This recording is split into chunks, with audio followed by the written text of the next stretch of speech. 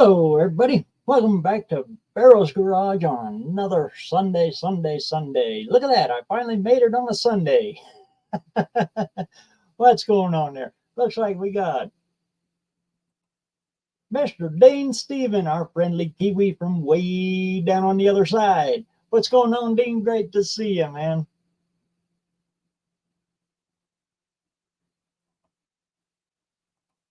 Sure. I wouldn't mind having you slide on in here. It's kind of neat to see what the world looks like on the other side.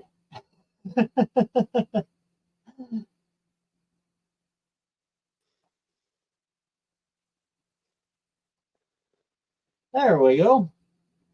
Boy, you done got some hills out there. Or a little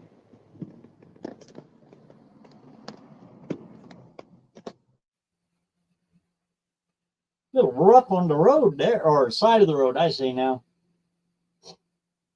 Boy, I tell you, New Zealand is just absolutely beautiful, though.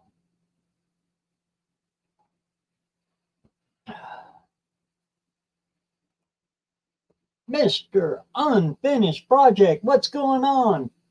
Oh, great to see you, man.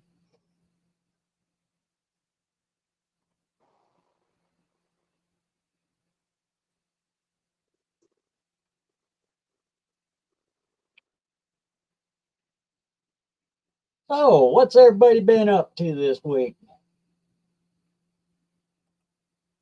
Eric, what's going on? Great to see you, our friend up in Norway. Hey, look at there. We got Mr. Dean Stevenson right here in New Zealand, and we got Eric all the way up on the other side. We're covering the whole globe this week. Great to see you, Eric.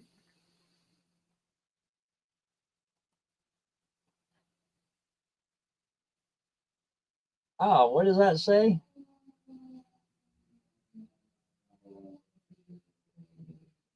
Time rested, 18.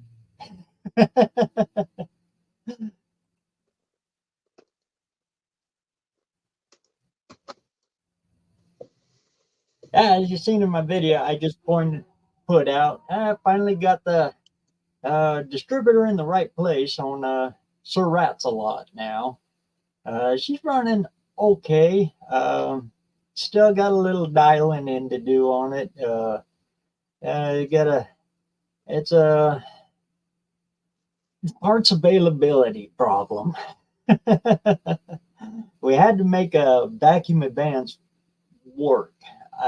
We ordered one in, but it is not the right one. So that's one thing I did leave out in there, not in that video.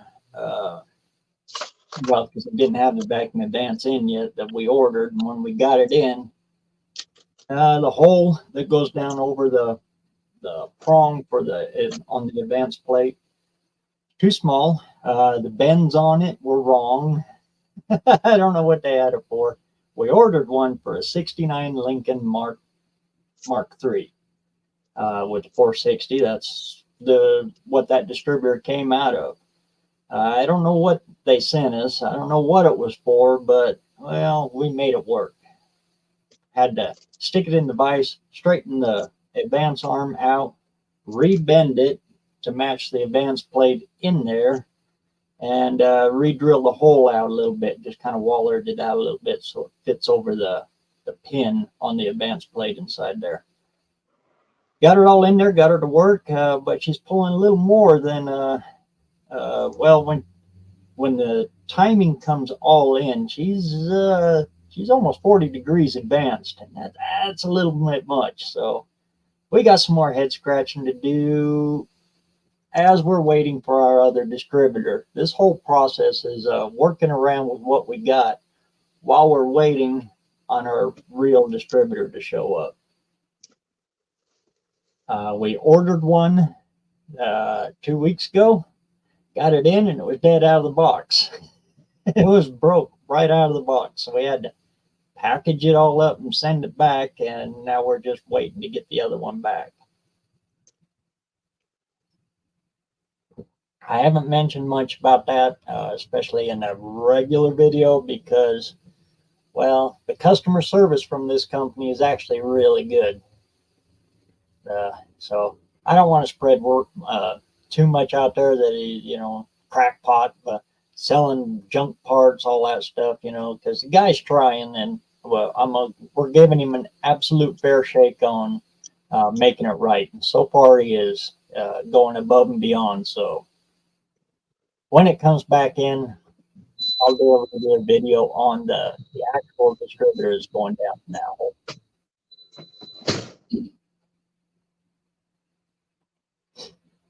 Anyway, that's a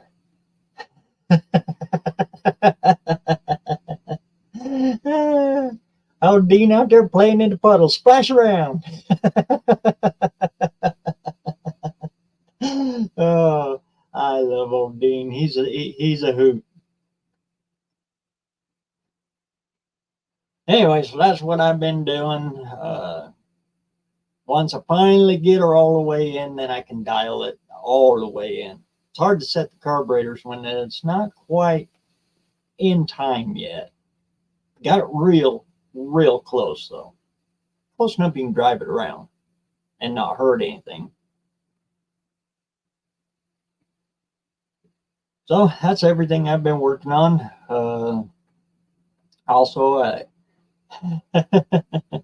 oh, my dad. Oh, Dad, if you're watching, I love you to death, man. But there's a reason I call him Tom Sawyer.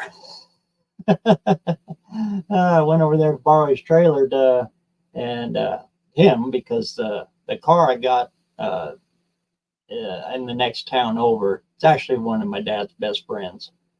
That 69 Lincoln. Well, I was going to take him and his car trailer to go over and pick it up so he could sit and visit with Leroy, and while I'm loading the car up and doing all that stuff. Well, we pulled the trailer around to do it, and well, the solenoids on the winch, they're pretty well weathered on that old worn winch.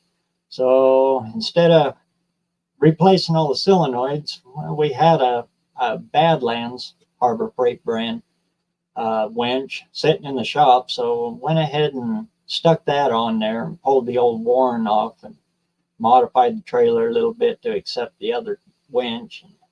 Got that all up and going, and then got wrapped up with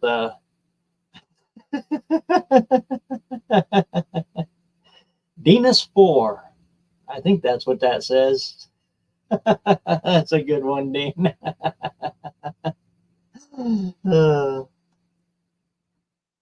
So I've been playing catch up over to my dad's all week, getting him all squared away. So I can finally get over to the next town over and pull that old Lincoln home.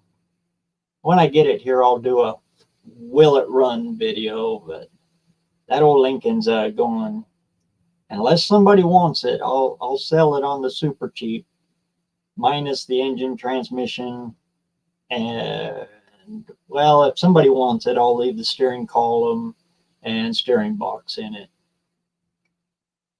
But other than that, if nobody wants it, it's got to be quick. I'm going to take it to the recycler. I hate doing it, but I'm stacking cars up like cardwood out here, and that's not one I want to do. So if you're in the Idaho area up by Yellowstone National Park and you got your heart dead set on a two-door 1969 Lincoln Mark III, look me up. I'd probably sell the whole thing for, well, yeah, $500. He'd take it. And we can talk from there. If you want a motor, engine, and transmission, I got another 460. I got a tall deck, external balance that I would be willing to let go with it, but then the price starts to climb. So if anybody wants it the way it says with no engine, transmission, yeah, we can talk around $500 for it. Anyway, that's my little bit on that. But if you're from out of state or you got to travel for a little bit, I can only store it for a little while, and I got to get the hell out of here. Like I said, I got too many of them. Stack them up pretty good.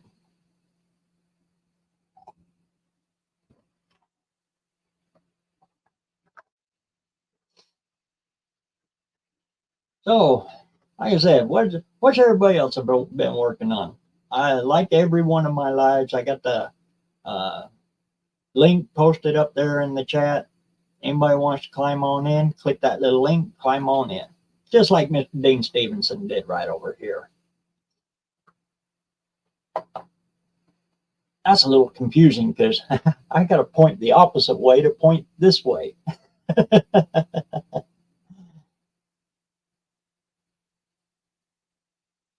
Was hoping to hit the car show yesterday, but that didn't happen.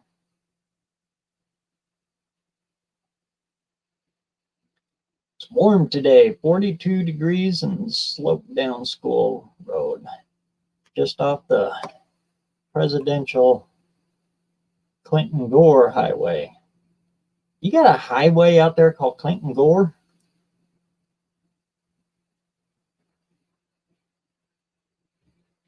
You gotta be making that up.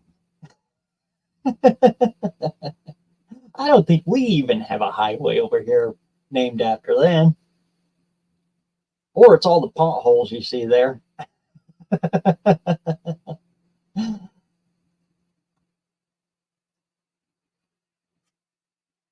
Actually, it's blistering hot here in Idaho. When I walked by the kitchen there and looked at my thermometer, it was 101. Hey, does nothing special. Good to see you, man.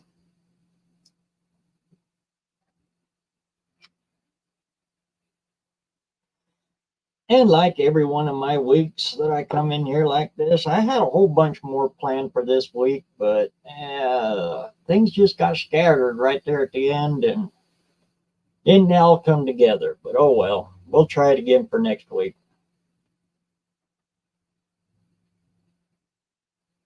I'm trying to find a good USB cord, extension cord, so I can. I've seen a couple of them, and I had one here at one time, but I can't find it. 25-foot USB extender, so I can use the webcam on the computer here outside in the shop, so I can walk you around some stuff. I'm thinking about either doing it that way, or I don't know, maybe I'll invite cousin Mike over and we'll do a joint live. That way he can log in on his phone and do the walk around with it on a dual screen, kind of like this. I'm trying to think of some redneck ways to get around all this computer stuff. Most of my plans deteriorate and deteriorate fast. Well, see, if a plan deteriorates, it just gives you the chance to make a new one. Class driver.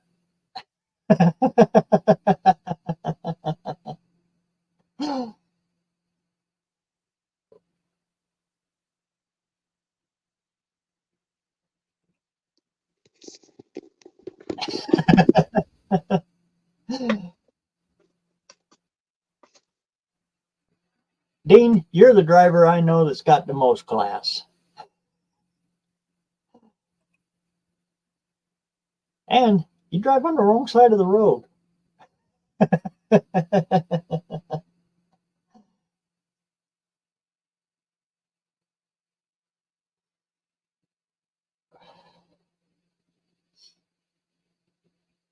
But my plan is to do a live, joint live, or any kind of live like that, and just kind of do a walk around of the rat rods and show you some of the biggest questions we get at car shows on them.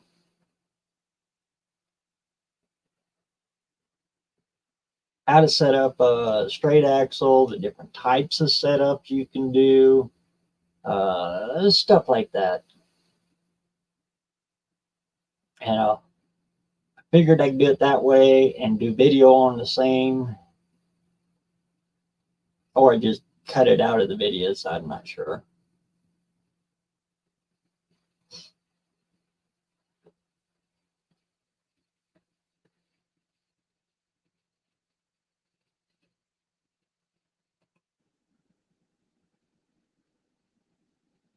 Trying to figure out what old Dean's doing there.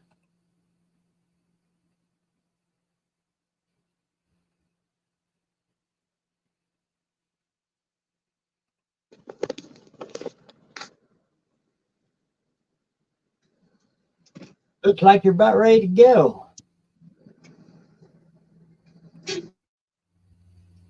Home on the range and he's back out trucking. How about you, Alabama?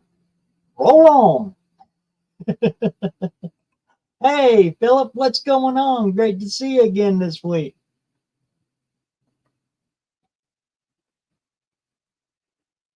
You still down there in the great state of Florida?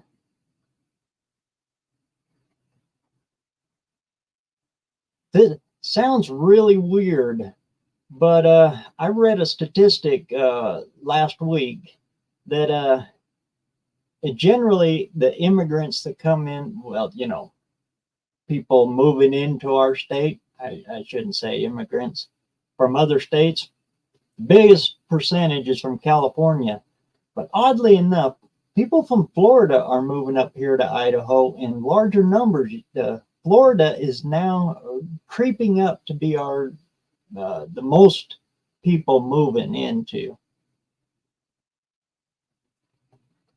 Talk about a change of scenery. Everybody from Florida that's moving up to Idaho, it's a heck of a change of scenery.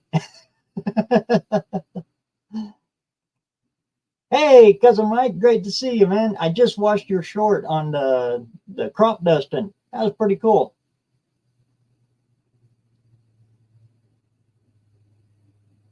Old Coach Road, huh?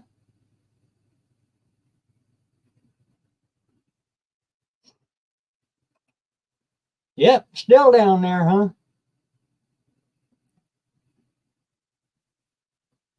Honestly, I've never been to Florida, so cousin Mike has. Not necessarily by choice. It's where the government said, this is where you're stationed.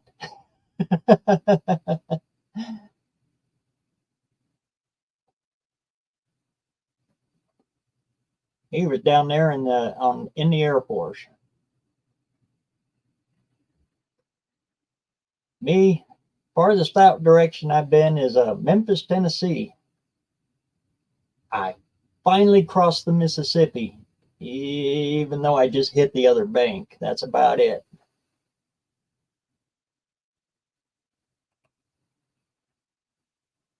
Little different than how I crop dust.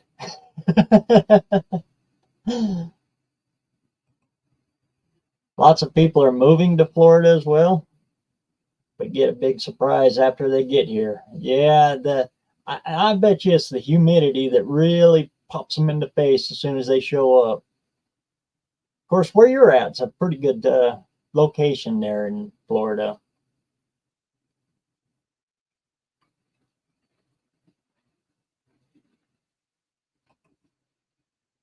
Good old Hubert Field down there in Florida, yeah. Hey, we got Dutch guys. What's going on, man? Working on your 72 D300 Cummins? 5-speed, huh? Sweet. Oh, and when you look at this, we got some royalty in the house. Have no fear, the Dougster's here. Right on, brother. What's happening, BareRose? What's going on, man? I'm just sitting here cooking dinner, and I thought I'd jump in and bother you a minute. Hey, you're always welcome to bother me. How's it going over there?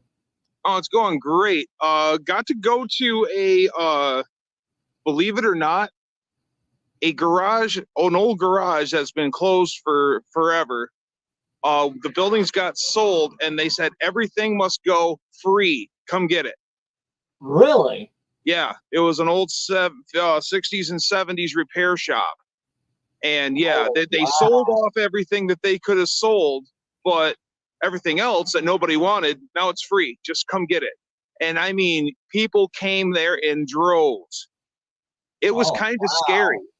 wow. There was the main building had 3 floors, and actually it was a main floor with a mezzanine on the left and a higher mezzanine on the right. And all of that was full of stuff. And then people are hauling everything out. We're going up and down sketchy old stairs. There's enter at your own risk all over the place. The buildings are not the greatest. And there's Yeah. this, yeah. Well, the building looked good, but I mean, it was just an old ass building. And people are everywhere. I walked away with like a shelf, a metal shelf about 6 feet tall. I got some brand new, different size Goodyear belts, and I got a can of oh, sorry, Dutch. I'm so sorry, Dutch. I should have, yes. There was, yeah, there was a ton of stuff there. What's happening, Southern Batman? That does nothing special because he always sits in the dark and all you see is a cherry on his cigarette. So the second building was a 4-story building or 3-story building. Yes, 3-story brick building, and the mortar was coming out of the bricks, and I had to enter at your own risk. And you walk in there, and there's crap on the floor, oil filters and seats and mower decks, and I mean, you're literally mountaineering over this stuff. Tons of broken glass and no electricity in none of these buildings. So everyone's got nerd lights and cell phones. And so, yeah, we're trying to haul shit out of here. And everyone is, there must have been 50 people there in that building that I was in. Just hauling shit away, searching through stuff. Scrappers were full time there. And it Usually was those are the nailed guys to the you gotta wall, and really we didn't have tools. But there was a hand-painted wooden sign of Mickey Mouse that was like 20 inches tall by 10 inches wide, hand-painted on a sheet of wood, Mickey Mouse. It was really nice. And then it had nails in it for keys, and it said above Mickey's ear, keys. That was for the repair shop. It was their keyboard. If I had tools, I would have pried that off the fucking wall. It was just cool.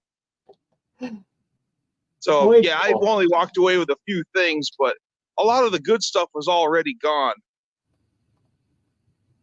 Was it just like a big estate sale and they just dumped Not everything? really. Yeah.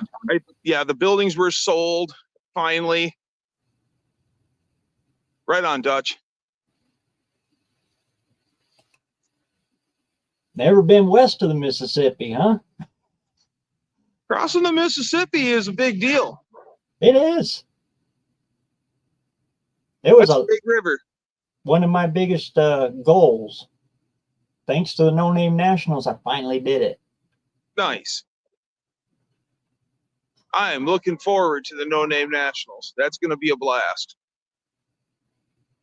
And for everybody watching that hasn't been, I'll tell you what, even if you don't bring a card, if you just, all you can do is come as a spectator, you'll have the time of your, absolute time of your life.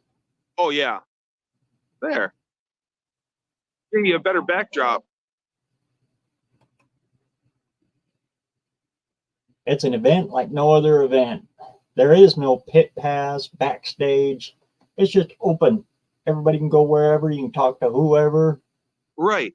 And I mean, imagine doing this at any other dragway in America where you not only know every car in the field and where their strengths and weaknesses are, you also know the drivers. Drivers know you. You're familiar with everyone. It's, yeah.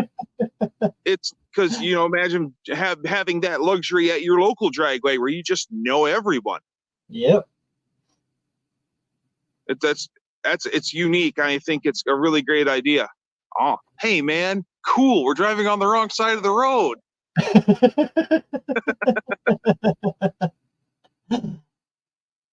I Dino's like great it. for this, isn't he? Oh, yeah. Oh, this is just so cool. New Zealand really is beautiful. It really is beautiful. If I ever can do it, I want to go pay homage to Burt Munro's garage. Oh, yeah. Yes. Every year at Bonneville, they do a thing for him. Well, right. That dude carried his balls in a wheelbarrow. Oh, yeah. Yes. And had a small block Chevy to power that wheelbarrow because they were heavy. Right. And just the ingenuity of the man. I mean, he on a bet, he was best friends with the local hardware store owner. And they were standing in the back room and there was random pieces of junk laying around the shop. And the hardware store owner and Bert made a bet that he couldn't take all of these items found right here and make a running engine out of it. He did. He did. He did. Just to prove, and it was no more than just a handshake deal. You know, it wasn't like there's anything on the line other than, I don't think you can do that. I can totally do that. Yeah, I can do that. And a guy that barely had 2 nickels to rub together not only built a land speed record bike, but he transported it from New Zealand clear Yes. to Yes. Bonneville, Utah. Yes. And well, That's freaking he amazing. paid his way. His trip was paid by being the galley, working in the galley, being the cookie. So that's how he sailed around the globe, was taking care of the kitchen and feeding the men. And yeah, just crazy stuff. Yeah. But it just goes to show, because he was already old when he did it, it just goes to show that you may not have the money, but you've got the time, and the time can outweigh money. Buy it right, build it right, spend money effectively. How Words cool. I've always lived by. Yep. That's how I roll. I roll real slow, and everything runs on used parts here. Well, I mean, used speed parts. And that's why I do not like fuel injection, because it forces me to buy new stuff. I can't mismatch and come up with my own way of making it work as easily. I mean, there's people out there doing it, but it's way out of my fun zone. I got traffic and it's drowning you out.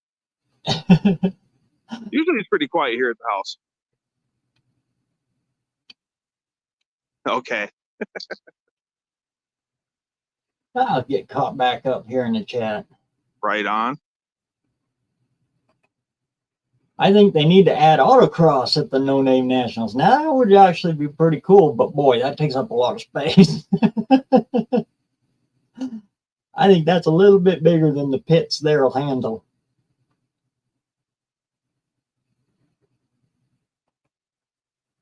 I only crossed the Mississippi once, and that's just because I missed my exit. It was going to Cordova drag strip. Hey, that's a good way to miss your exit, so you got to go through Cordova.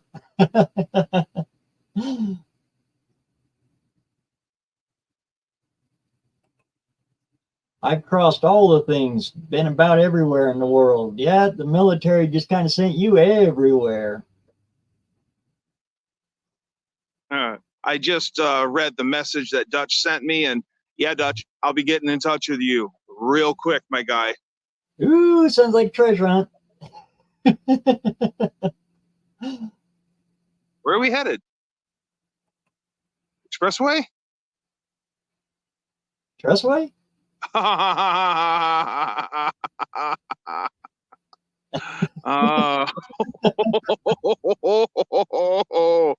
Ouch, cousin Mike. Ouch.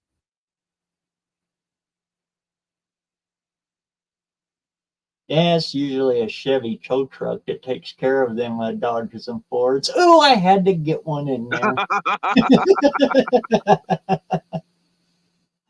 uh, Now, where are we headed? Or are we latest and stuck on the side of the highway? the only thing I don't like about New Zealand is all the technical stuff you got to do to drive down there. Good night. Technical stuff? Like what? All the inspections you got to do, all the Right. regulations, Right. Oh, it's complicated. Well, I mean, look at like Pittsburgh and other states where you have to pass a vehicle inspection. If it ain't sound, it ain't roadworthy. And they're really hardcore about that in Canada. Like, I think it's illegal to drive a rusty shit box. And the bad thing is when they start cracking down regulations like that here, anyway, like you run into it on the Rust Belt. I'm sure you've come across it when they fill a panel full of spray foam and then Bondo over the top of it to hide the rust. Oh man, you find it everywhere just so they can pass inspection. Come to the Great Lakes state and you want to see some rock gut body work done, spray foam and aluminum tape and duct tape and silicone and oh yeah. Whoa. Oh yeah. Vehicles Bondo, yes, by the 5-gallon pail. We'll recreate it, resculpture it. And just be careful of the potholes as you get it there. Oh yeah. We call it the flexible flyer. Why do you call it the flexible flyer? You know, the stereotypical Michigan vehicle, rusty but trusty. It's rusted to hell. It's unsafe to drive, but damn it, you know, breathe on the key and she runs great because they ain't got shit for miles on it, really. It amazes me. It wipes out frames. I mean, it'll eat the frame, even heavy duty truck frame. It'll just eat it away. Well, one of them is when General Motors went from a straight leg C to a tilted in C like that. That lower one would fill up with all that BS and just eat out the rail even faster. I mean, yeah, that went for more strength when they did that, but yeah, now it has an even better shelf to lay on. Good job, guys.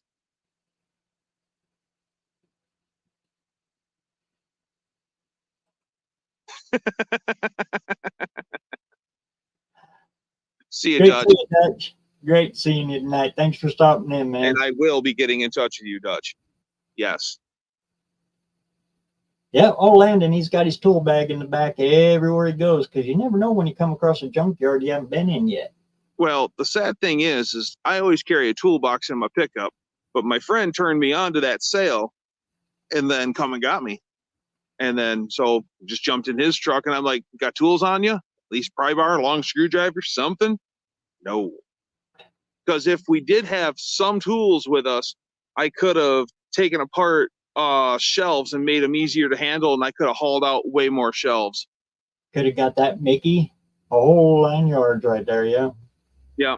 So, but then again, I would have had to have a whole toolbox that I'm carrying around and then get up in that nightmare of a place, set it down on the floor or on the trash, I should say, and then try to fish out the tool that I need and then carry out my bounty and my toolbox. And we were parked like on the other side of the block in a bank parking lot. So now we got to navigate it out too. Yeah. Tony's Hot Rod Garage. Great to see you, man. I've missed your Friday late night lives. I take it you've been real busy, which is all right because I've been real busy too. Or it's just too dang hot down there in Arizona. But it's a dry heat. Yeah, that's what we always say. Right. I think it was 101, 102 just before I fired up here in Idaho. Wow. want to say that we were in the high 80s, low 90s, but we have a lot of humidity. Oh, Lord. I think ours is like 12%. Yeah, we're like at 50%, 60%. There are times when it feels like you wear the air. Oh, God, yeah. It just clings to you. That 82 Honda 3-wheeler Dutch has is nice. I've seen pictures of it. Yeah, I'm going to take my Valkyrie. I'm taking that out tonight. I'm going on a twilight cruise. Sweet.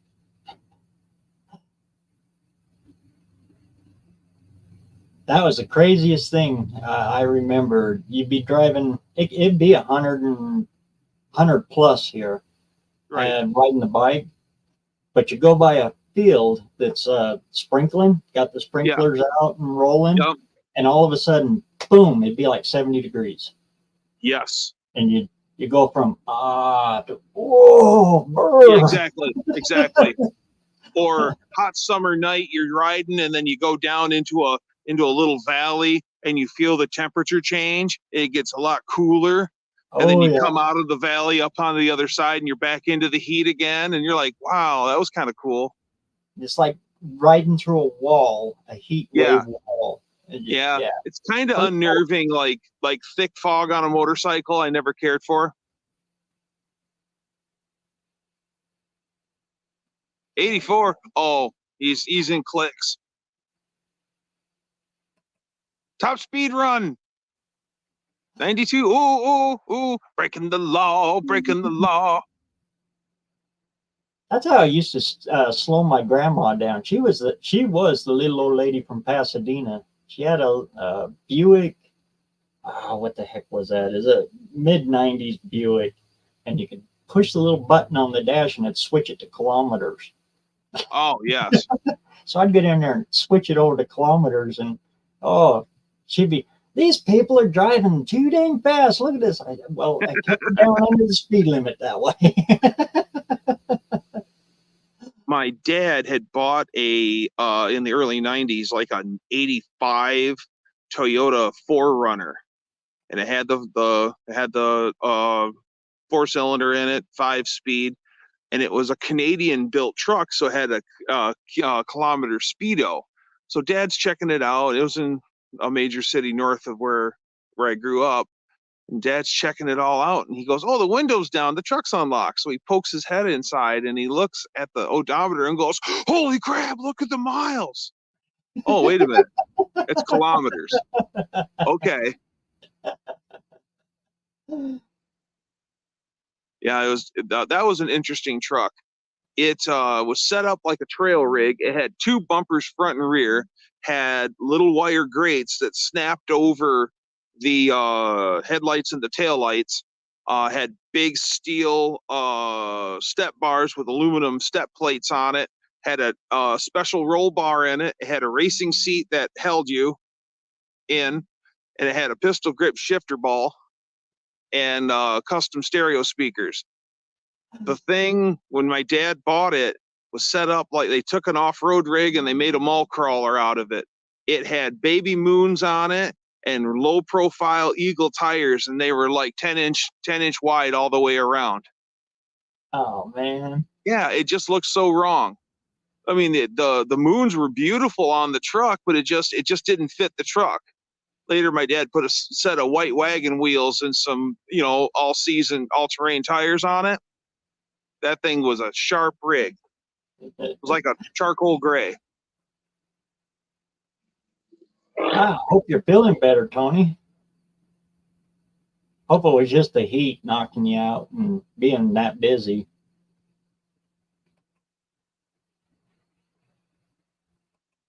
And muggy. Oh. And muggy? You're up in the hills in Arizona. Oh, that's right. That's right. But I think Flagstaff's still north of him. Or is he near Flagstaff? Something like that. Mid-80s here, 100% humidity. Oh, Lord. Oh, yeah.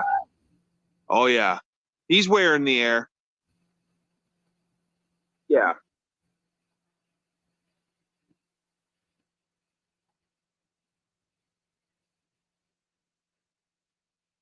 God, everyone's driving by today.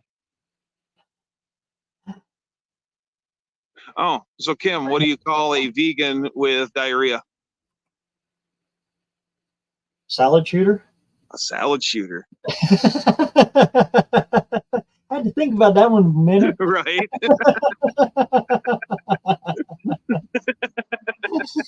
That's a good one. I'm impressed that you figured it out. Good job, Kim.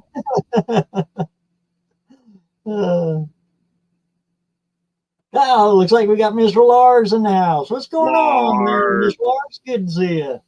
Lars rocks. He takes me to the drag strips on Fridays.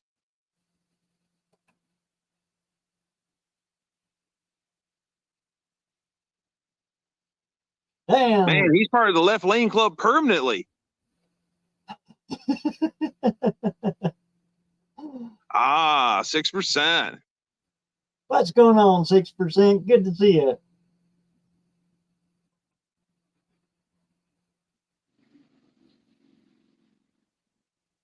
Oh, I was way behind. There we go.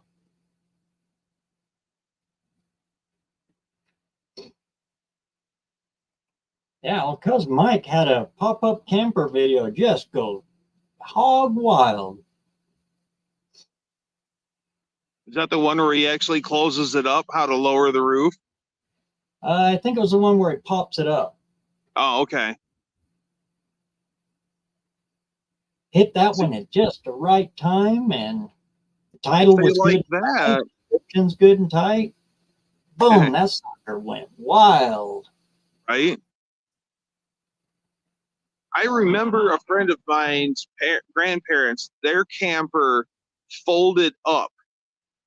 It had straight walls, and there was a way to do it. And then this wall went in first, and then they all laid in on top of each other. The hard it was side weird. One?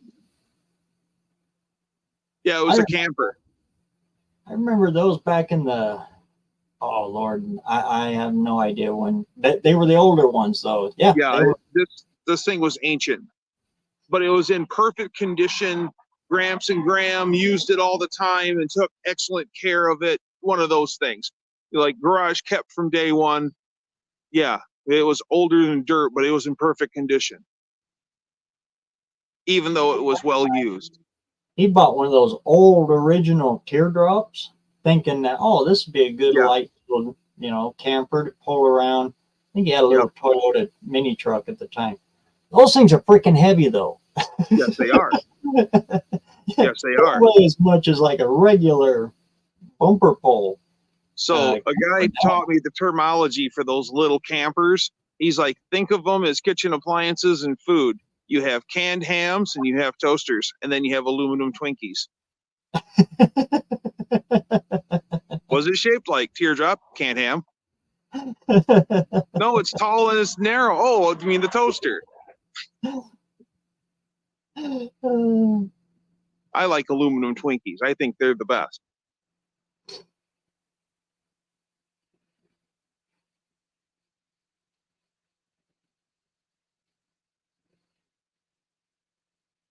Of course, the neighbor's out trimming his lawn. Mrs. One Eye, what's going on, Wayne?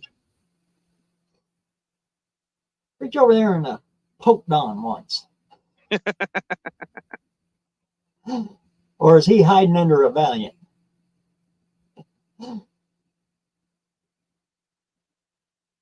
Got his white blankie on him. Yeah, you made big time now. Now you're going to get all the trolls.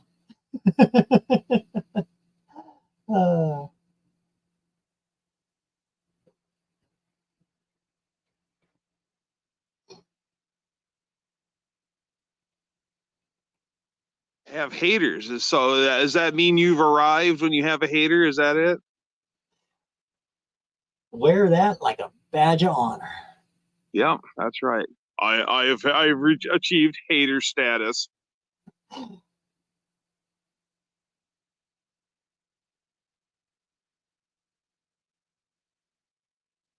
Well, I've got to check the potatoes, and then if they are halfway done, then it's time to grill up pork steaks. So I am going to leave you. Yeah, pork steaks, and we're doing asparagus on a cast iron pan on the grill, and then Oh, we're also and then I think I've got some canned mushrooms from this spring that I think I'm going to put on top of that I home can. foraged this spring. Yeah. Oh, cool. So have a great evening. Bye, Great having everyone. you this week, Doug. Like I said, you can come on in and bug me anytime. Right on. Well, let's see where we at. People even talk crap about the Geo Tracker. They just jealous. your your 4-wheel drive gets what? Pretty close to 50 miles a gallon. Yeah. Well, I don't think it's that much, but yeah, it's all good.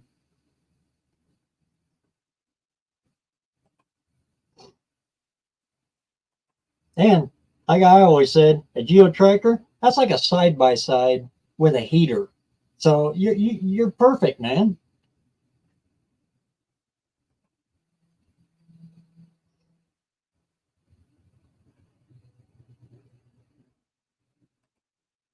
I like the tracker. I had a buddy in school with one. We put that thing through hell. That's kind of funny too, because well, the samurais that were just before that, when they first came out, they weren't none too popular either. But afterwards, nowadays, they're pretty popular. So my guess is soon the trackers are going to take the place of that, and they're going to come up even more in popularity.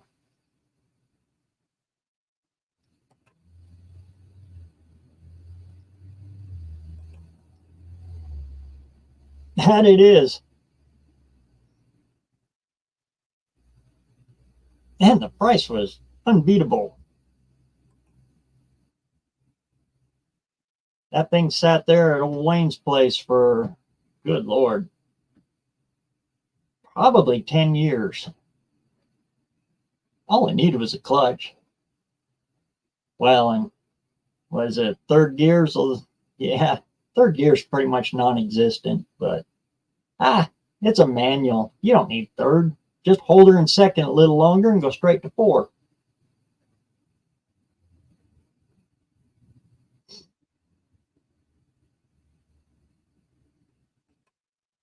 Dougster's eating good on the neighborhood tonight. Dadgum rights. Fresh asparagus in a cast iron. Oh, the little Worcestershire, however you say that word, sauce on it. Oh, that is just good right there. And to spice them up a little bit, I always put a little, what is it, moi poi, Thai sweet chili sauce on it. Oh, that's good.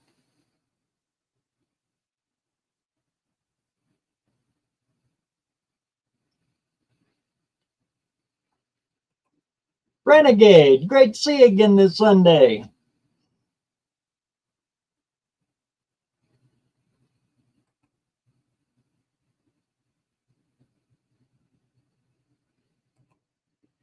Everyone wants that little pink Geo Metro you picked up.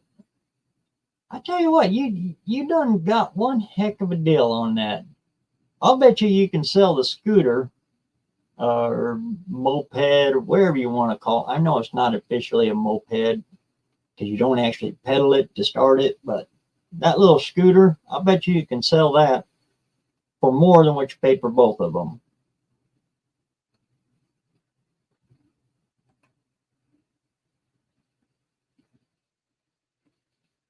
And the beauty of doing all of this on YouTube, once you get monetized, if you do a good video on something like that, sometimes you can make the money back just in the video. And then when you turn around and sell it, you got even more.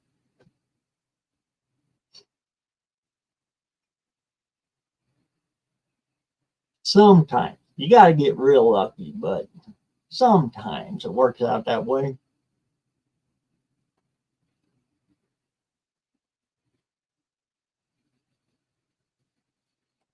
Yeah, and then you jump into another vehicle and oh crap, this ain't the tractor. This has got third. Uh, and on your big truck, yeah, that's a heck of a span between gears.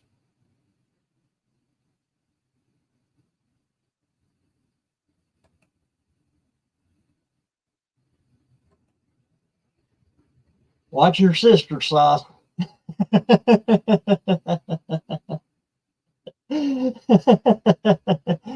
That's a good way to pronounce it. I like that one.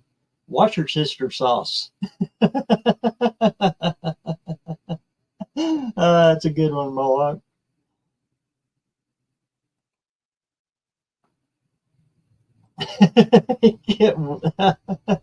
Oh, that's a good one too. Yeah, I watched you pull away there, and I just, yeah, that's funny looking. Uh, but I've said it many times, and I still stand on that. Back in the 90s, it has to be the Geo Metro, in my opinion, is the best car ever made. They're not the highest quality by far, but they are so simple and easy and cheap to work on that if you're just starting out, oh, a Geo Metro is the best thing out there.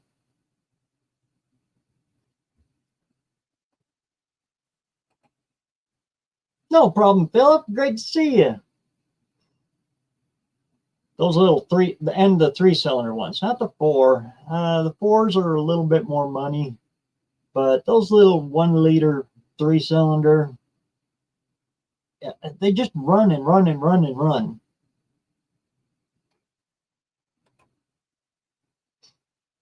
And beyond simple to work on. You can pull an engine, slap another one in there in about 3 hours. And that's barely knowing what you're doing. They're just beyond simple.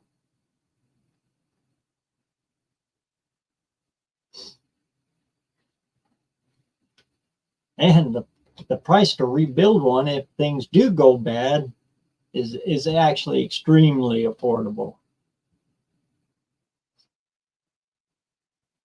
Great little cars for just getting out, just getting started. And when you get all done with it, you end up with a car that gets at around 30 miles per gallon.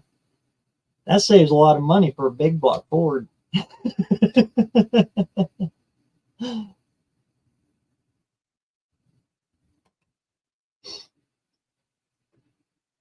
Yeah, good old Kiwi land. It really reminds me of here in Idaho, especially in closer you get into central Idaho.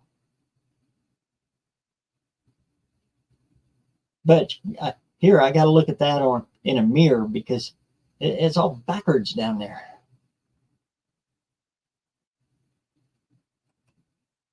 I like this 3-cylinder. They weren't good car engines, but made great go-kart engines.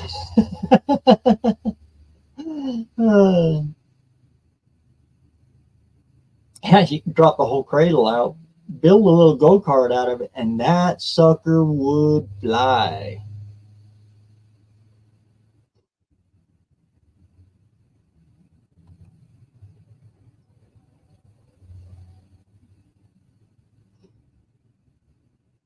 Especially if you rear mounted it. Made it a pusher instead of a puller. In fact, that's one of the videos I probably got to reshoot because, well, I got a ton of videos in these 2 memory cards, but they all came out like total crud. I think I'll go over and reshoot that last one on the how to make an 83 Chevy Citation cool. Doing a video on the dad's trike.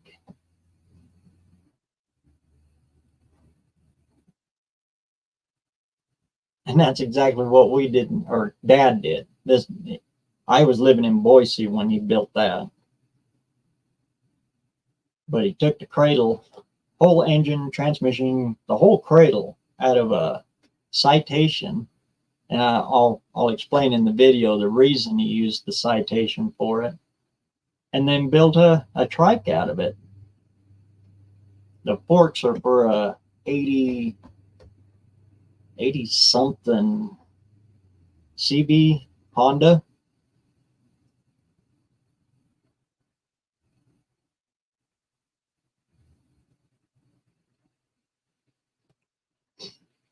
If he wasn't on the other lane, I would have believed you that he was in Idaho.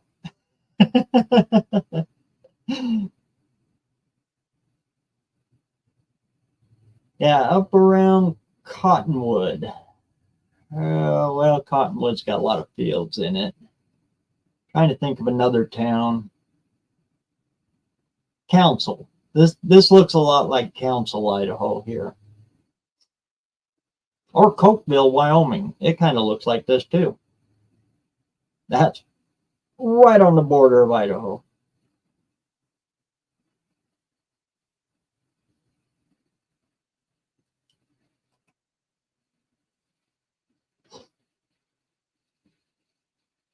And to do those trikes, we actually got a jig for them. Dad built his and decided, hey, this is pretty cool. We had an old boat trailer and said, well, that'll work good, and turned that old boat trailer into a trike jig. So it's got a piece welded up in the front that you can set the forks in it from a motorcycle, and you can set your rake right. Then on the back part of the boat trailer, it's got pieces that you can adjust and move in that holds the cradle from a front wheel drive, holds that all in place for you, and then you just got to complete everything in the middle. Works really good.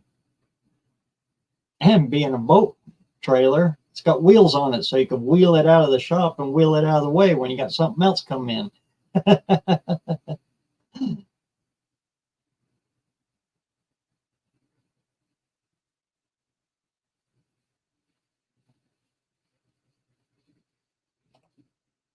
Yeah, it's sure funny how YouTube works. I'll tell you right now, some of my personal favorite videos that are on my channel that I did, the ones that I really thought were going to take off, and it's still to this day, I like them the best. They don't do so good.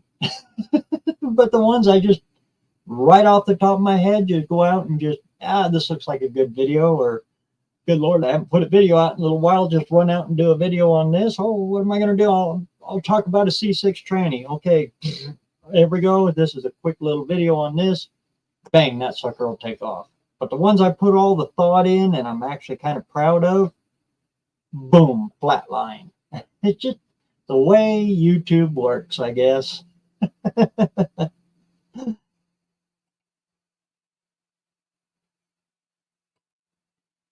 Here's where everyone's at, huh? Well, everybody that matters. What's going on, Tim? Great to see you, man. I have a friend that put a Honda CB550 engine in a lawn tractor and took it to the county fair tractor pulls. Oh, really? On a CB550? Wow. On a lawn tractor. Oh, that's just got to be a whole hoot to drive. Especially with that little narrow. Oh, yeah. Oh, that'd be scary fun.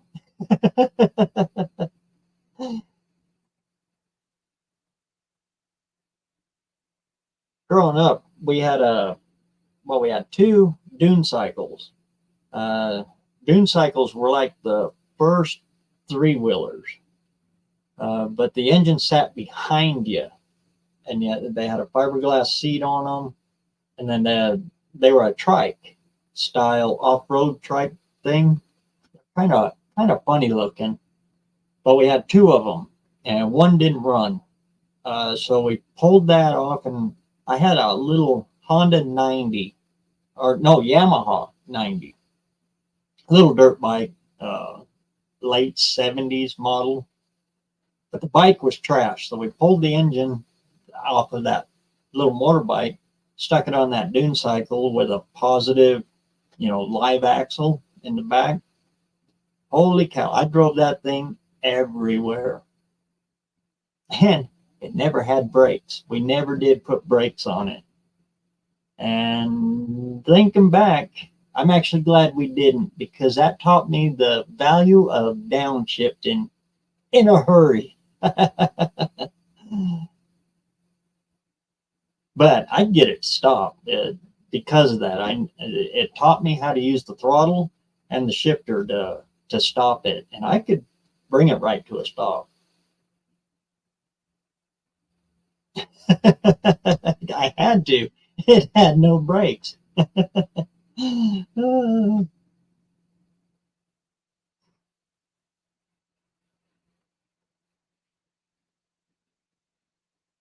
Those old dune cycles, they were.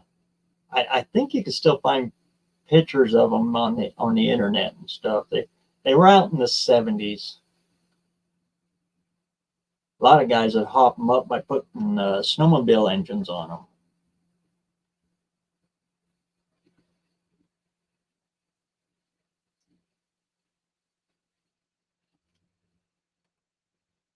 Good day to catch up on videos. Raining and thundering and lightning out there, huh? Yeah, here it's just blistering hot.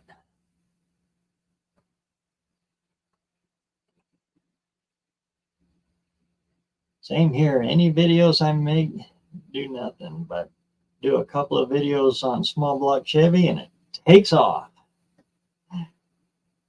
That is still my highest view count video, is my Chevy going over a small block Chevy.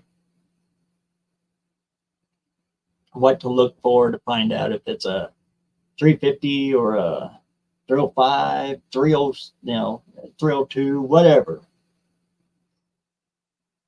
How to identify it visually. That was the whole point of the video, is how to do it all visually in case your phone dies and you can't Google it up and go off of numbers. And try to memorize numbers, is just part numbers and casting numbers. Is just all difficult as all get out.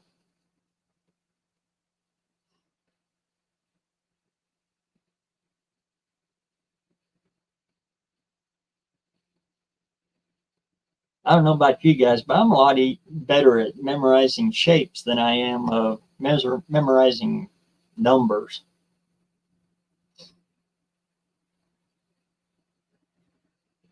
To this day, I have to look up firing orders. My dad is the same way. He was in business. Well, he's worked on cars his whole life, but he officially opened up his own shop in '79 and run it all the way until about 12 years ago, when he finally shut the shop down and retired it and closed it up.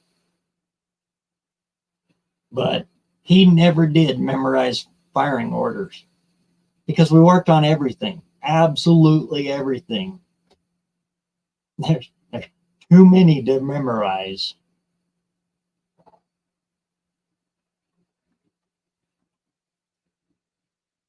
Especially with Ford, because they all had multiples. That Explorer I got out there with the 4-liter V6, it's got 3 different firing orders depending on what you got.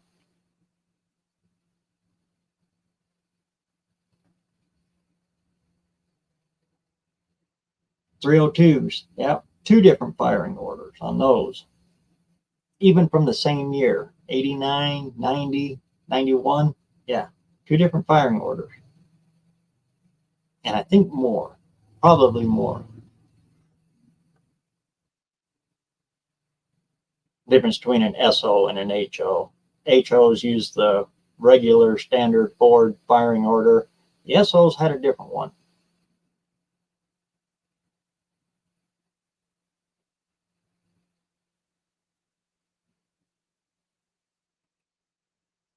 Yep, that's the video that I found when I wanted to see what Chevy engine I had. I hope I didn't lead you astray with it. Oh, I did. Because we became friends after that. I don't lead you astray.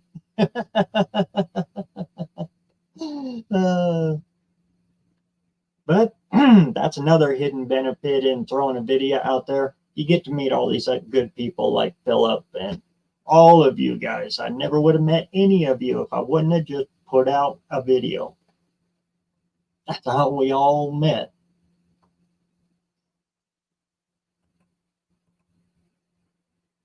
Sup, Tim Windsor? Great to see you, man. The friendliest commenter in all of YouTube. Thanks for coming in, man.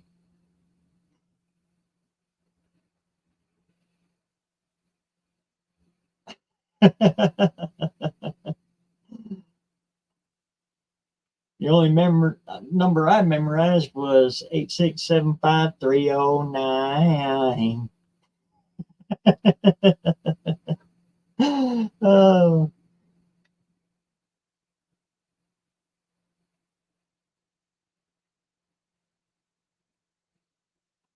I actually got that number a couple of times from a couple of gals. Yeah, yeah, it just kind of makes you laugh.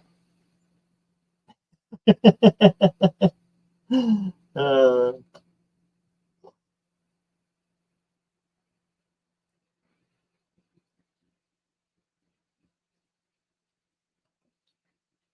Thumbs already up. Yeah, well, thumbs up, thumbs down. It don't bother me none. Thanks, Philip.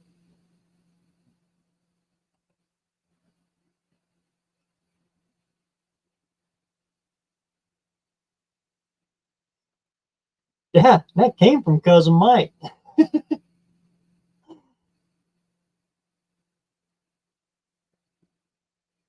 That small block Chevy I gave him was everyone argued about. Turns out the old man that gave it to me was right. Yep. Actually, I had a pretty good idea, like cousin Mike saying here, what that actually was. But the whole point of that video was never trust anything on the outside, especially on a Chevy, because everything fits everything. So a lot of guys that take a 350 and de-stroke it to a 327. That's how you built a high RPM horsepower build back in the day. Heads interchange and swap off, everything just bolts onto a Chevy. So you're looking on the outside, no matter what those casting numbers mean, supposedly mean, you can't tell until you open them up.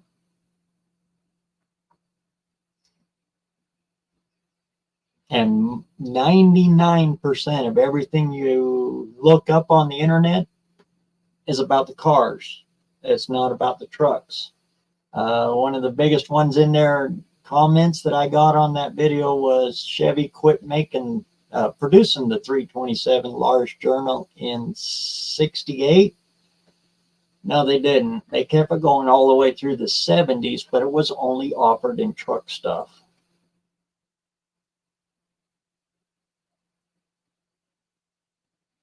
One guy in that comment, though, said he did come across a 327 4-bolt, which in the 70s, which I didn't know that was made. Most of them were 2-bolt.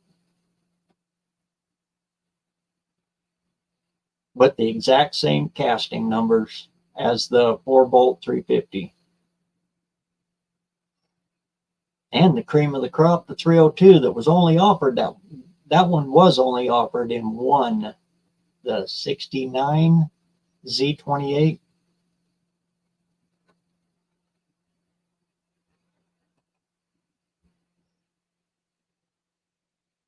I've heard a lot of people say that it was also offered in the RSSS. The RSSS just was pretty much, the Camaro was pretty much just a SS with rally lights. It was just a trim package is all.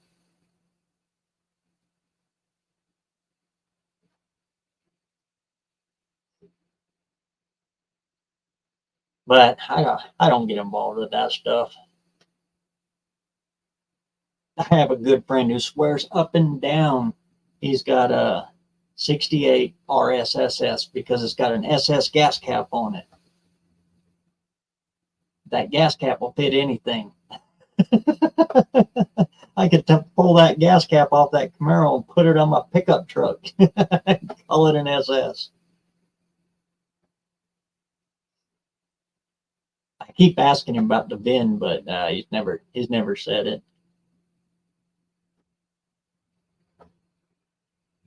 Doesn't matter. Doesn't matter if it's a Camaro. If it doesn't matter if it's a 6-cylinder Camaro. You know, they look the same. So be proud of whatever it is you got. And if you're not happy with the 6-cylinder, put a V8 in it. Do whatever you want to do with it. It's your name on the title. You can do whatever the heck you want to do with it. And it's still, at the end of the day, one heck of a cool looking car. So go with it. That's always been my opinion.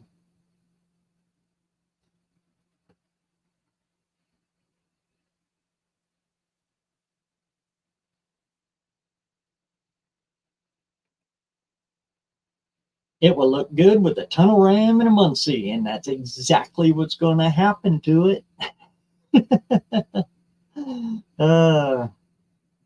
I just got to find something to put it in, though.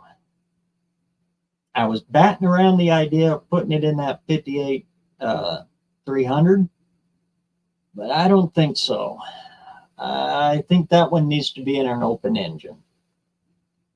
So that engine transmission combination there is probably going to go in that 50 Ford F4. Just use the cab, the hood, and just a little bit of the nose. And I'll take the front fenders off and cut the center out of the hood for the tunnel ram to poke through, and then the valve covers will sit outside of the hood.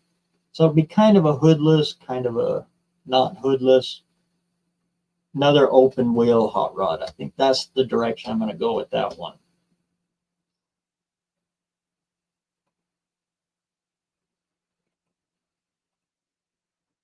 I believe this small block was out of a truck, but can't be 100% because I don't see anyone talking about truck engines. Yeah, the trucks, well, trucks all the way in through the 80s didn't get no recognition whatsoever. It was very rare to find a truck at a car show even. People used pickups as pickups. They used them as trucks back in them years. So you found a lot of oddball stuff in them. But you found a lot of leftovers in them is what you did. And a lot of the years will cross.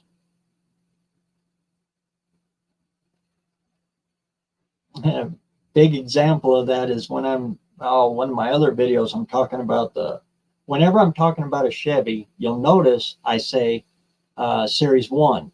The Chevy, the rat rod that was in my thumbnail here, that's a Series 1, the rounded cabs. Then they went to Series 2, which would be the tri-5 looking ones. The reason that Chevy classified them that way instead of by generation is because they overlapped. In 55, you could still buy a brand new 1955 Series 1, or you could buy the Series 2, which is the tri-5 looking one. And Chevy was, well, there's a few others that were famous for doing that. They would keep using the old body style in the pickups and just kind of sell off their old stock until they went full in on the new body styles. My square body out there, it's an 89, but it's a square body. Why? Because it's a 13-foot 1-ton dually. It was, they call it a utility truck. It is a brand new one, but it is the old square body, not the OBS style body on it. You run into weird things like that with trucks.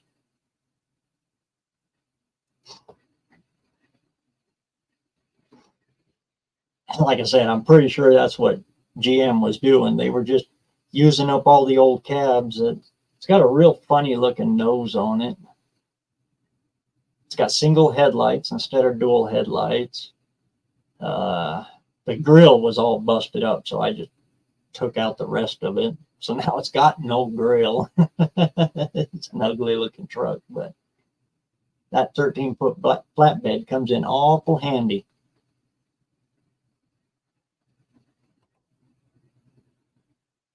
My clue from the exhaust manifold, and that fact that I knew the old guy that owned it before me. Another way you can tell a truck is the intake manifold, or the heads, if they're still matched up. Nobody's, screwed with them. The intake manifolds are very small port for torque. That's on the head side and the intake side. That's generally the easiest way to tell if it's a truck motor. And then the way that the exhaust manifolds dump out, a lot of times that'll tell you too.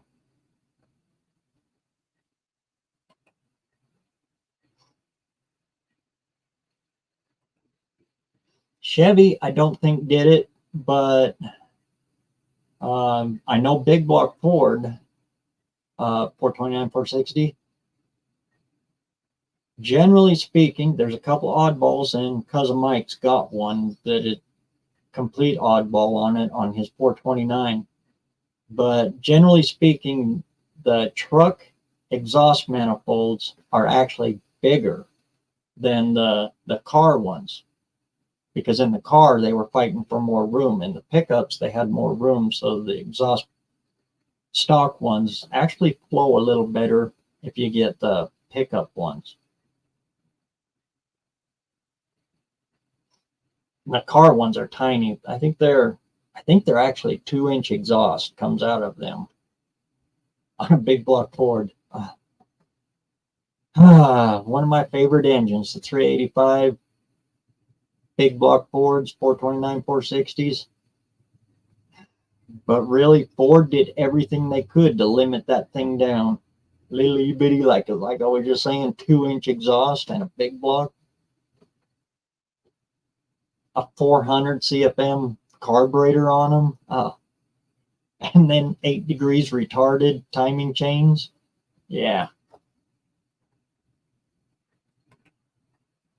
Hey, there's Don. I knew you'd be lurking around there somewhere.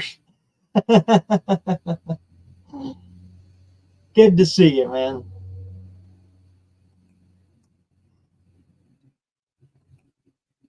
Dennis, hey, thanks for slipping on in here. I hope it don't bore you too much while you're watching away there.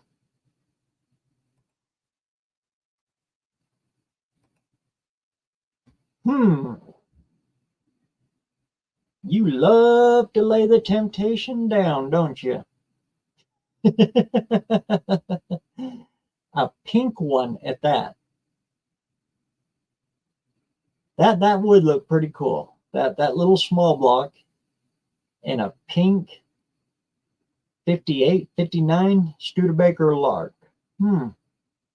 4-door.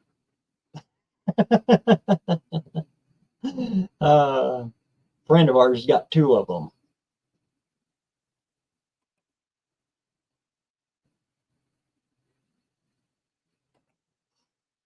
Like the 70, 73 split bumper Camaro was the RS, not a Z28 or an SS.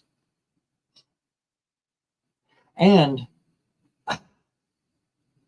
for some reason, everybody calls those, it puts those in the same category as the 74 up Camaros. The 70 to 73 is actually the second generation, but everybody puts them in the same block as the 74 up, and they're actually a complete different car. The 70, 73 through 73s,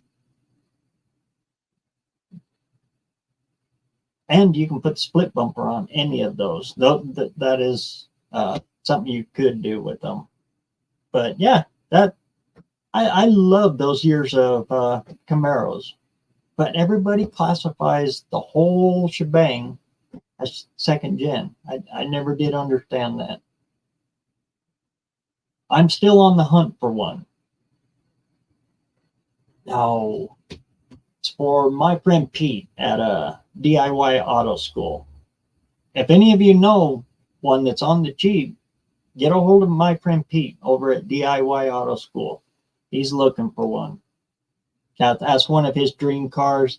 When I met him, he said that if he had to build any of them for himself, that would be the one. So ever since then, I've been keeping my eye out for him. See, a lot of them 74 up.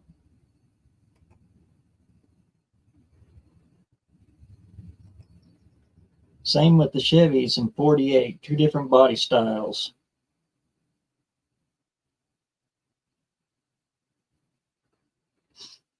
'48, I don't remember two and 48. 55, yeah, and 56. They still kept that cab going, the old style cab, and like I said, trucks. Yeah, 56, but it was only the GMC. Chevy dropped the Series 1 in 55. 55 was the last year.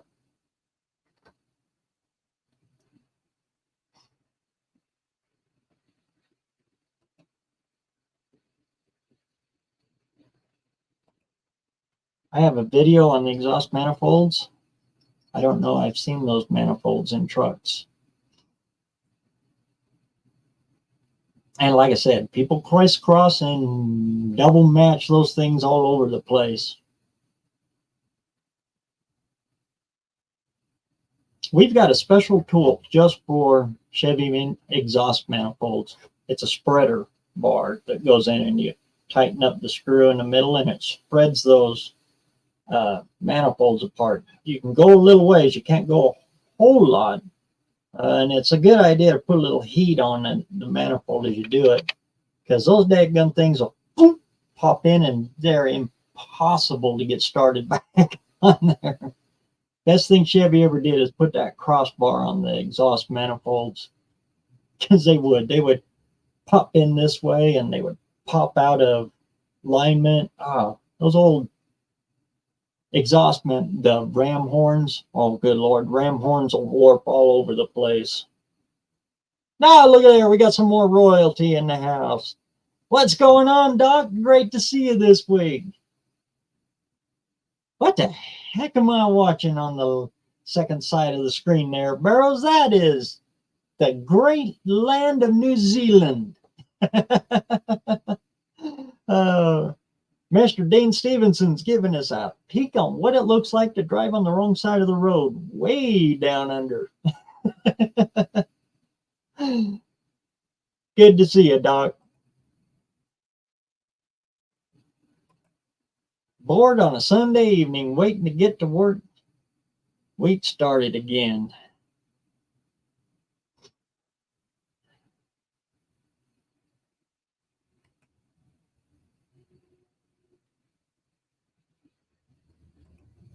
Same with the Trans Am 7073. For some reason, the automotive world just forgot about 1970 to 1973.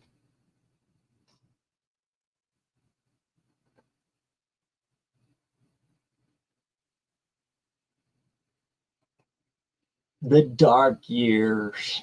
Actually, they were the last.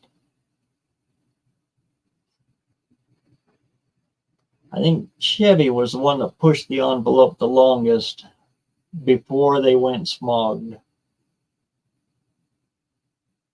Ford jumped the gun. They were the first to start smogging back, dropping the compression and all of that mumbo jumbo they did through the 70s.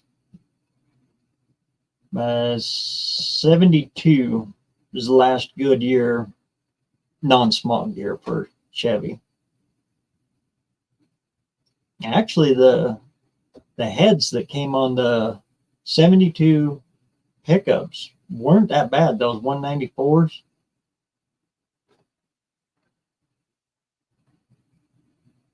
Then 73 came out, the square body took over, and the compression went boom. And we entered the smog years.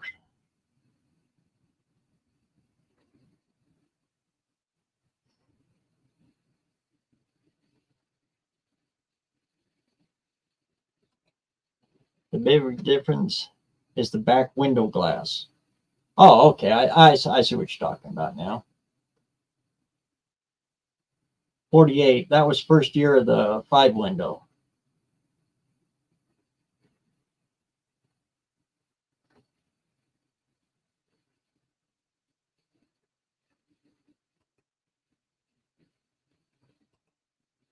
Dad had a 48 that looked like a 40, and I've seen 48 that looked like a 50.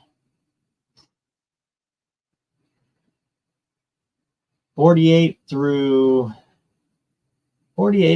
50, well, almost all of the, let's see, what was first year of the one piece window? I think that was 53.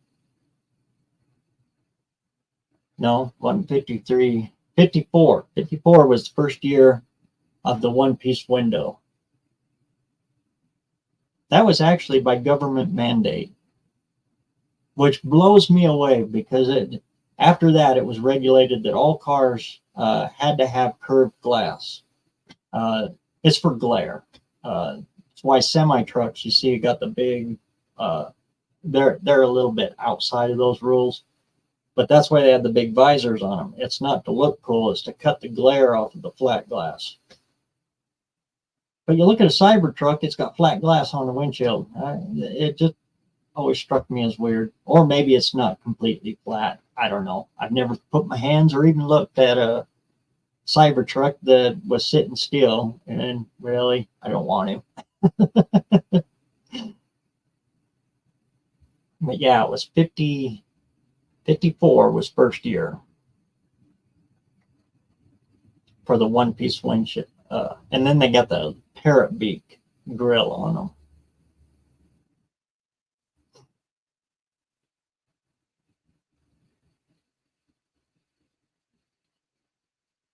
'46, everything 46 is actually a 42. Because all the car companies that shut down for the war in 41, everything that they had geared up for the next year, 42, was put on a shelf, and they started building tanks and airplanes and everything. 46, when the war was over, they just scrambled and they grabbed all that stuff off the shelf. So if you buy a 46, you're actually buying a 42 that was assembled in 46, if that makes sense. I think Packard and Hudson were the only two car companies that actually kept making cars all the way through, but they're very limited run and they all look the same. Nash was the other one.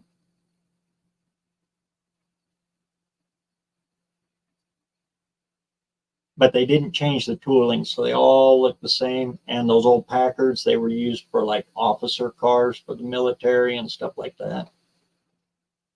Very, very small run stuff. Unless, of course, you want to count the Jeep, because the Jeep, the old original flat fenders, they went through a few changes through the war years, but we really can't count that because they were using them in the war. So, like I said, squirrel. I get caught up on them tangents all the time. You poor people got to listen to me ramble bamble. To me, the 69 Camaro was the second gen, because not one piece of sheet metal was interchanged with any other year. And it was the first year they flattened the top of the wheel openings. Yep.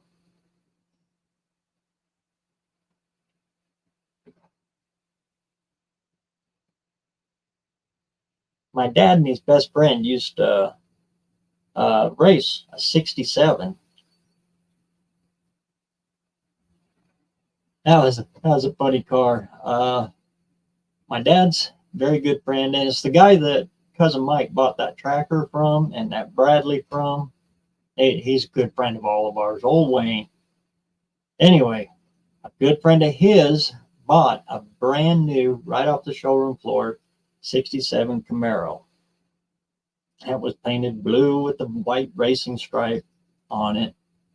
And this is a story that I'm sure everybody's got a version of it, but I know this one's actually true. Took it to the drag strip right after that. Car wasn't, but maybe it wasn't even a year old. But he took it out to the drag strip, sent it down the track, got his butt handed to him. He pulled it apart. It was a pristine, basically a brand new 67 Camaro, and stripped it. They gutted it and turned it into a drag car. And they raced it forever. Then my dad came on board. My dad did all the mechanic work for it. Wayne was a great guy. He's one heck of a driver. But when it came to turning a wrench, well, he was good at farmer repairs. Let me just put it that way. So my dad came on board to be his crew chief and do all the engine and the mechanic work on it. And they traveled all over racing that car. And Wayne was a good racer. One of the best I've seen. That boy could cut a light all the time. And that little Camaro was quick.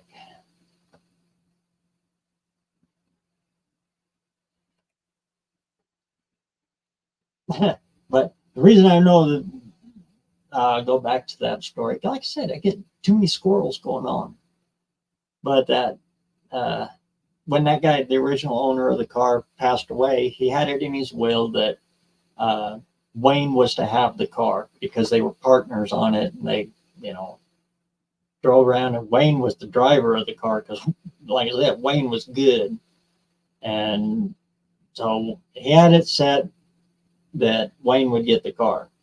Well, when he passed away, the family contested it, and his son wanted the car. But his son had moved back east decades before and had no idea what that car really was. He had visions of what the car, his dad's pristine 67 Camaro.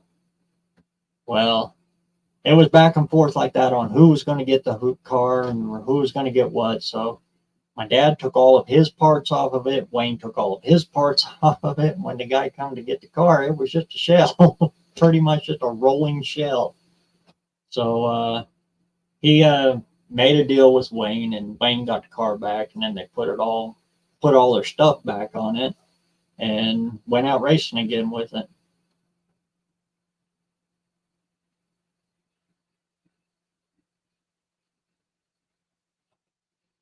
'73 was the last year for muscle cars.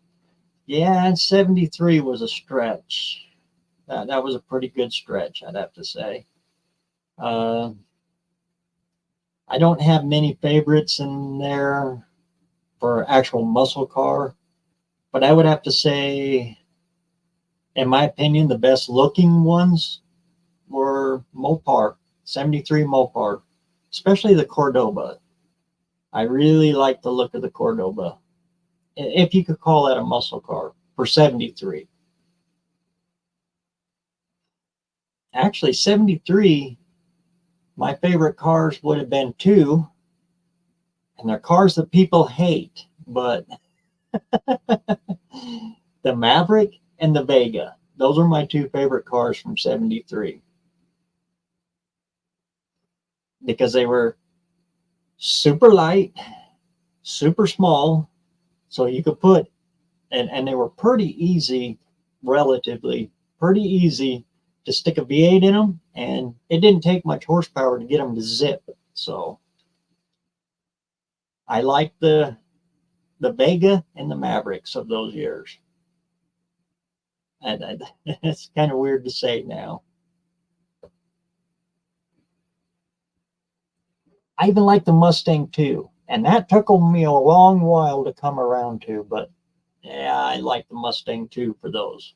They're a little bit more nose heavy, but knowing what I know now, what I didn't know then, you can make those cars work nowadays. Dinner time. We'll check back in a little while. Good to see you, Tim. Enjoy.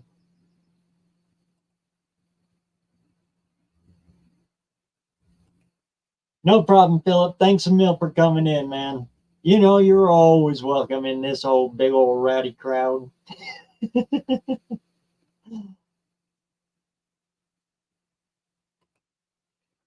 Justin in the house. What's going on? What's going on up there in the big old town just north of me? You beating some of this heat, I hope.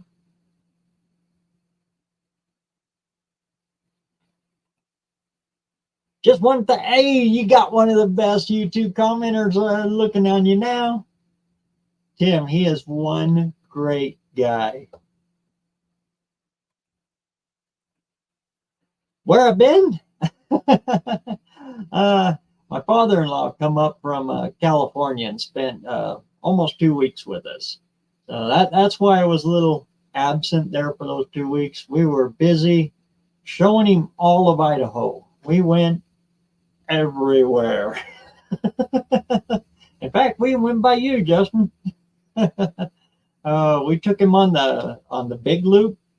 You go from my place here in over by Yellowstone, and you go up through the Sawtooths, up through Salmon, all the way up into Montana. Showed him all the ghost towns up there. Cut off. They call it Lion's Back Ridge. I think is what they call it. It's actually right by the Dutton Ranch, the TV series Yellowstone, the actual Dutton Ranch. You actually go around and skirt it on the Idaho-Montana border. It goes through the mountains. Anyway, you take that road, and it takes you to Wisdom, and then drops you off into Dillon, which brings you back on the I-15, back down south. Anyway, halfway in there is a little ghost town called Bannock. If you're ever in that area, go and check it out. It's hard to find because it's not very well advertised and put out there. But it's an old, authentic ghost town that they have tried to restore. The only restoration they do to it is to keep it the way it looks, if that makes sense. So it's a non-commercialized place. It's just, and you can walk through. If a door is open, you can walk in and walk through the old buildings and look around. Very cool place because it's not commercialized like Virginia City is in Montana. That's still an operating town. So, or sadly, Jackson Hole, Wyoming, where they got the old facade out front, but it's a Gap clothing store. It's none of that stuff. It's still an actual ghost town. Anyway, we went up all the way up through there, walked through Bannock, then we came back around all the way down back home again, checked out Salmon, Chalice, Baker, just all over. Then we went south and took him to the ice caves, the Snake River Canyon, Shoshone Falls, in southern Idaho, and then come back up, take the loop all over again through the Mammoth and Shoshone ice caves. Those are pretty cool. And all over the place. I lost track of where I was, but we just showed him all of Idaho. So we were gone for 2 weeks, pretty much. But we're back in the saddle. That was a real long story to tell a little tiny bit.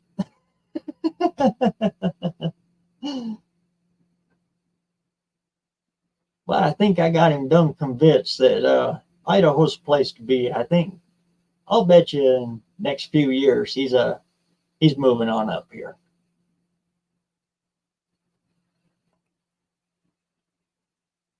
Used to be a dude that run around here in a Cordova that stuck out. Not many Mopars around here. Yeah, I can think of 3 of them. They're here in this area. They, oh, this is gonna hurt. This is gonna hurt somebody out there, and it's gonna hurt you just as much as it hurts me. But in my opinion, again, the Cordoba looks like a Monte Carlo that was done right. That's what I got to say about that. They just got that kind of look, but the way the roof line works on them and everything, I love the look of the Cordoba. And the way the back trunk comes in on that body line, just looks better than a Monte Carlo. And I know the two get confused a lot, but yeah, Chrysler did it better. I got to say that. Even though at heart, I actually favored Chevy over all of them.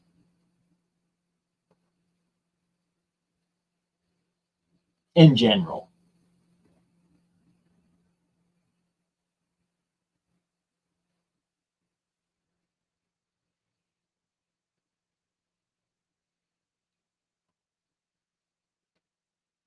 Him and a dude with a 340 Charger, huh? Or Challenger. Challenger. Oh, that is one of my favorites. Oh, Vanishing Point. Oh, that white Challenger in there. Oh, that is just a beautiful car.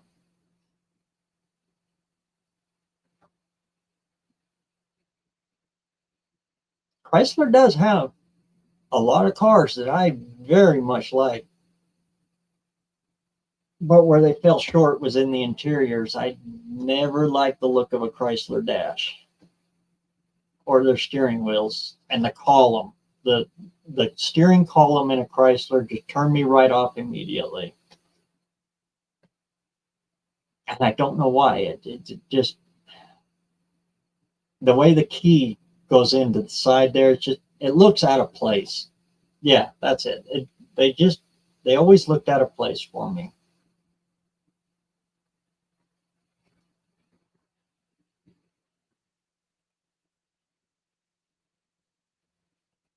Oh, I hear you. Today was just brutal, wasn't it, Justin? And you're up closer to the barley and wheat fields, grain country. Yeah.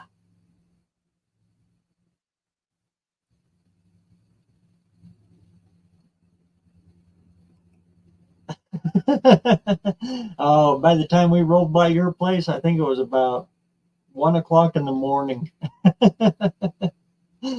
Oh,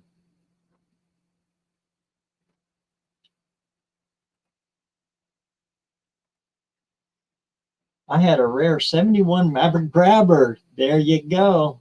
That's the one with the 302 in it. Oh, yours had a 250 inline. It had the hood scoops, the rear spoiler, and stickers, but came with the 250 inline 6 with 3 on the floor.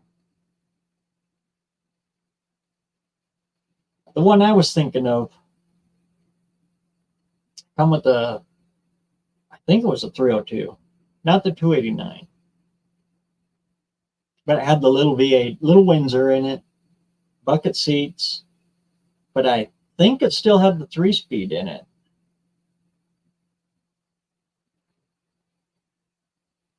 A good friend of mine who used to own Pocatello motorcycle shop, and Pocatello, no, it's easy way to get the name right. His name's Byron. He's got one. I think it's a 71 or 72. But I seem to remember it saying Grabber on the side. And it's stock. The only thing that he's done to it is he painted it bright red. It was that factory kind of orangish red. So he had it painted a real bright red. It's the only difference on that.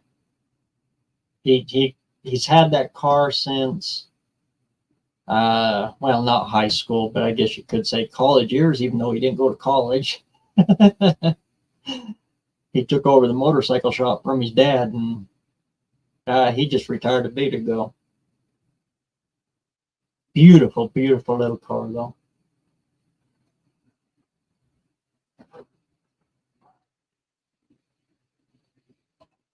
Cordobas are unique. They sure are.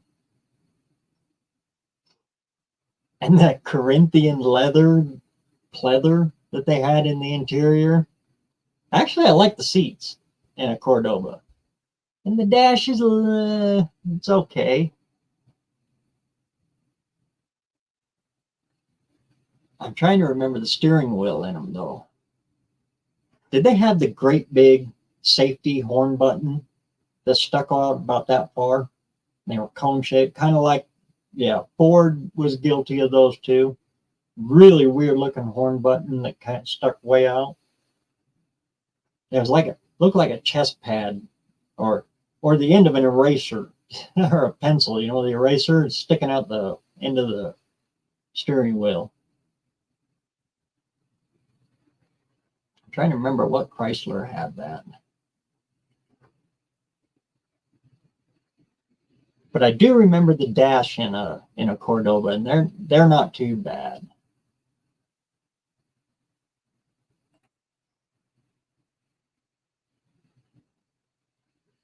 And I would talk about the questionable build quality of the Cordoba, but I can't because every single one of them, Chevy, you know, GM, Cadillac even, all of them had build quality issues in the 70s. So they were all junk. Trim fell off, dashes cracked, seams split in the seats. You know, that was, you can't single out one of them. It was just all of them. In fact, the best vehicles that ever came out of the 70s were actually the pickups because they didn't got them up with all kinds of trim that was just half glued on in places. So it didn't have trim to fall off because there was no trim on them.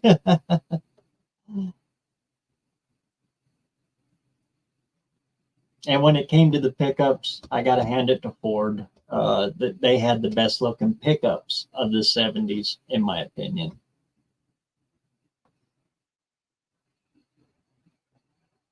Chevy had it until 72. The introduction of the square body,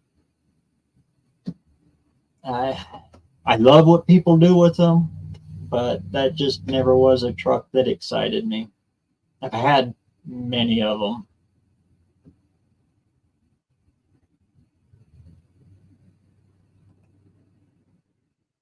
Growing up through high school, square bodies, those were the trucks you could buy for 3, 4, maybe $500, running, driving, drive them home.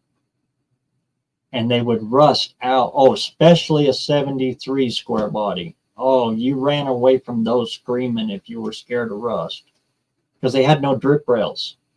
It's the only square bodies that have no drip rails on the doors.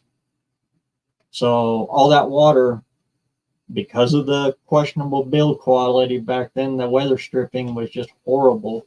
All that water just ran right into the cab, rusted those things out like no tomorrow.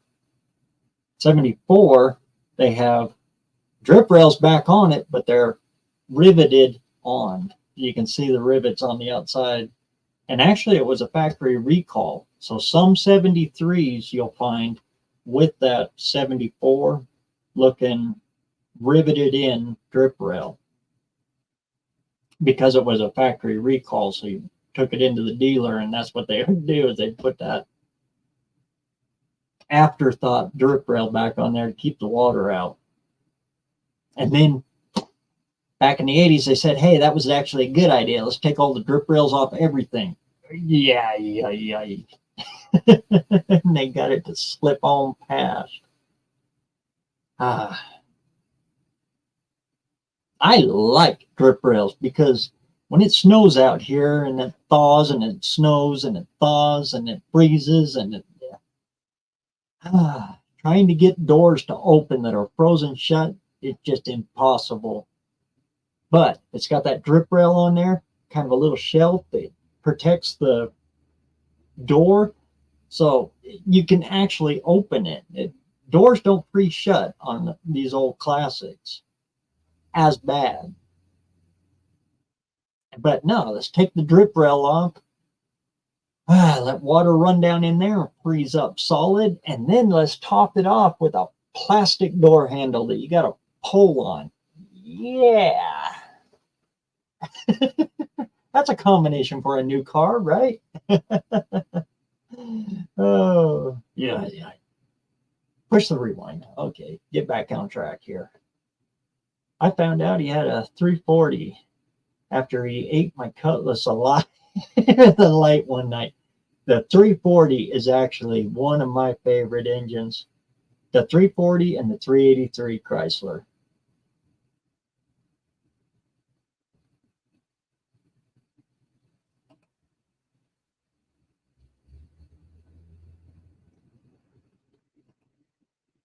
I remember one year of the Cordoba had problems with the taillights falling out. Yeah, seems like they were just glued on. I remember watching an interview with he was the director of Ford's sales back in those years. And he had to drive up to it was a big convention thing where they showed off all the new cars for the next up and coming years. They made him drive there in an LTD. And he said when he went to get out, the door pull on the inside came off in his hand. When he shut the door, the trim on the chrome trim on the door, midway down on the door on those, I think he said it was 75 LTD, fell off right there in the parking lot where you're supposed to be, showing these things off.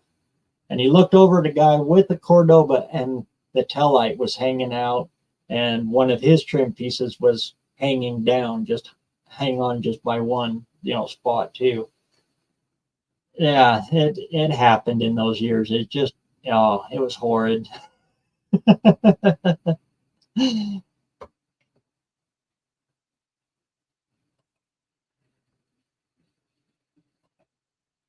Got to get going. Thunderstorms are coming in. Uh-oh. Hang in there, does nothing special. And I'll catch you going into next week on either New Guy's Garage or 6%'s channel. That seems to be where I catch you all the time when I'm floating around during the week. Great to see you. Thanks for coming in, man. Actually, we've been going for about 2 hours now. I think we'll wrap her up for this week. Some of the things I got coming, as soon as I can get them out of here. What happened is I was stupid. I was really, really stupid, and I filmed a whole bunch of my videos in segments. Well, a couple of those segments, I forgot to hit the damn button. So it's a broken up mess. I got like part 1, part 3, and part 6 of one video, and I'm missing a bunch of stuff, and it's stuff I've already put together, so I'm not taking the tunnel rim back off to put it back on. But I got some videos coming. If I can figure out this scrambled mess that I made of these, I'll try to get them out as soon as possible. And then I've got the how to make a Chevy Citation cool again video that'll be out probably Tuesday. Other than that, hope everybody has a good, safe weekend. And I was saving this to the very end, but I give a moment of silence here for the 3 people hurt at the Trump rally last weekend. Again, no matter what your political views are, we did get 3 people hurt by the activity of one complete and stupid. Yeah, I don't monetize these lives, so I can say it. He was a fucking idiot, and he deserved every goddamn thing that happened to him. No matter who was standing at that podium, 3 people were hurt because of his fucking stupidity. There I go. That's the end of my political rant, and a moment of silence for those 3 people that were hurt.